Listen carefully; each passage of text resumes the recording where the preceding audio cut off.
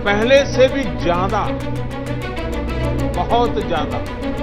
जब देश के प्रधानमंत्री नरेंद्र मोदी ने लॉकडाउन को 3 मई तक बढ़ाने का ऐलान किया तो इसके बाद कुछ लोगों ने इन 40 दिनों के मायने निकालने की कोशिश की। यहाँ तक कि कुछ ने 40 के आंकड़े को धर्म से जोड़ दिया। कुछ ने कहा कि 40 दिन में कोरोना का चक्रव्यूह तोड़ने के लिए ही पीएम ने लॉकडाउन को 40 दिन तक कर दिया, क्योंकि हिंदू धर्म में 40 का खास महत्व है। 40 दिन की कई पूजा पद्धतियां हैं, हनुमान चालीसा, दुर्गा चालीसा, इनमें चालीसा का मतलब भी 40 होता है।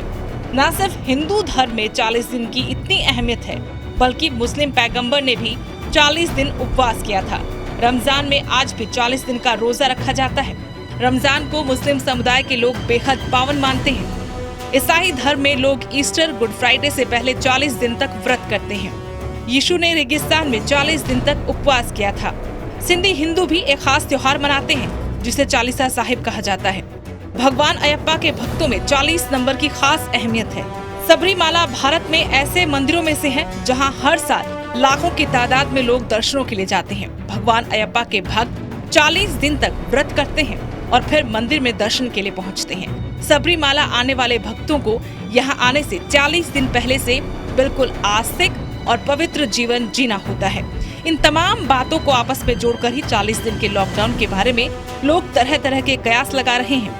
लेकिन हम आपको बता दें कि इस बात का 40 दिन के लॉकडाउन से सीधा कोई संबंध नहीं, कोई मतलब नहीं, और ना ही सरकार ने ऐसा कोई दावा किया है, ना किसी संस्था ने ऐसा दावा किया है। ये कुछ लोगों की दिमाग की उपज जरूर है और इसी वजह से लोग इसे अलग अलग धर्मों से जोड़कर देख रहे हैं। Bureau report, news 18।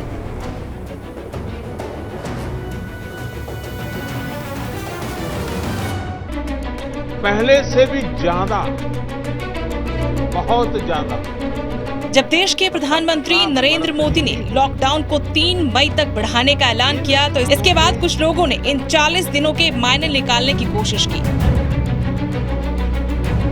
यहाँ तक कि कुछ ने 40 के आंकड़े को धर्म से जोड़ दिया।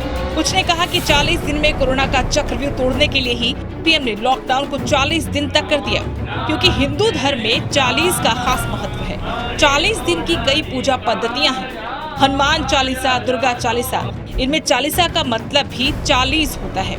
न सिर्फ हिंदू धर्म में 40 दिन की इतनी अहमियत है, बल्कि मुस्लिम पैगंबर ने भी 40 दिन उपवास किया था। रमजान में आज भी 40 दिन का रोजा रखा जाता है। रमजान को मुस्लिम समुदाय के लोग बेहद पावन मानते हैं। ईसाई धर्म में लोग ईस्टर, गुड फ्राइडे से पहले 40 दिन तक व्रत करते हैं। यीशु ने रेगिस्तान में 40 दिन तक उपवास किया था। सिंधी हिंदू भी एक खास त्योहार मनाते हैं, जिसे चालीसा साहिब कहा जाता है। भगवान अयप्पा के भक्तों में 40 नंबर की खास अहमियत है।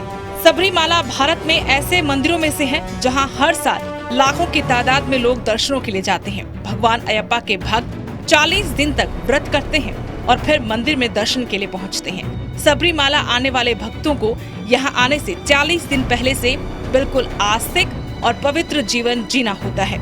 इन तमाम बातों को आपस में जोड़कर ही 40 दिन के लॉकडाउन के बारे में लोग तरह तरह के कयास लगा रहे हैं।